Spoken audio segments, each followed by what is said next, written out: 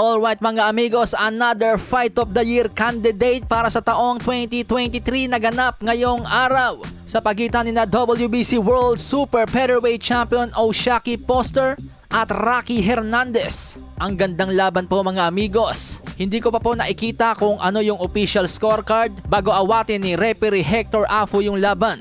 Pero in my eyes, in my view, maging sa mga mata ng commentators ng The Zone, ito was a come from behind victory para kay O'Shaquie Foster. Dahil ganito po ang naging eksena mga amigos. Sa aking unofficial scorecard, binigay ko ang unang 2 rounds kay O'Shaquie Foster dahil sa mas epektibong counter-punching. At sa mga sumunod na rounds, hanggang round 5, parang mas nagiging epektibo na sa laban si Rocky Hernandez. Mas agresibo, mas lamang sa mga solidong patama. Round 6 hanggang round 8, parang lumalayo na po si Rocky Hernandez. Dahil yung papitik-pitik na counter-punch nitong si O'Shaquie Foster ay sinusuklian po ng mas maraming solidong suntok ni Rocky Hernandez. Kaya ako nasasabi at ng mga The Zone commentators na parang mas nakalalamang talaga sa laban si Rocky Hernandez. Kaya't nasabi na rin po ng mga The Zone commentators na mukhang kinakailangan ni O'Shaquie Foster ng knockdown or knockout upang magwagi sa laban. Pero nagbago ang timpla ng lahat sa round 9. Ang kani-kanina lamang napasugod na si Rocky Hernandez biglang nag-backpedal. Napaatras kay O'Shaquie Foster sa hindi malamang dahilan. Tanong ko sa aking sarili baka napapagod na at nauubusan na ng gasolina. Round 10 balik sa dating gawe si Rocky Hernandez. Siya ulit ang umaatake, sumusugod.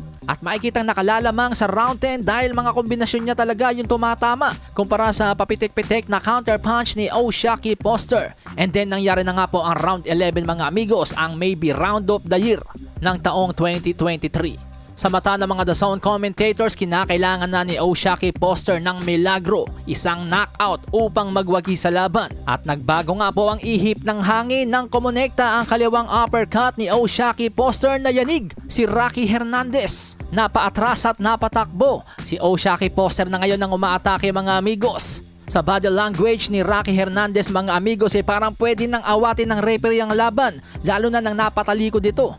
Pero tama ang pagkalkula ni referee Hector Afu na ituloy pa rin ng laban dahil sa isang kisap mata lang si O'Shaquie Foster naman ang nayanig at nahilo. Si Rocky Hernandez naman po ang umaatake ngayon mga amigos. Palitan ng mga solidong suntok, hindi malaman ng mga tao kung sino ang tutumba dahil parehong groge ang dalawang mandirigma hanggang sa tumunog ang bell ng round 11. Punta tayo sa round 12 mga amigos, matira matibay. Dahil sa Cancun, Mexico ginanap ang laban, ang sigaw ng mga tao, Rocky, Rocky.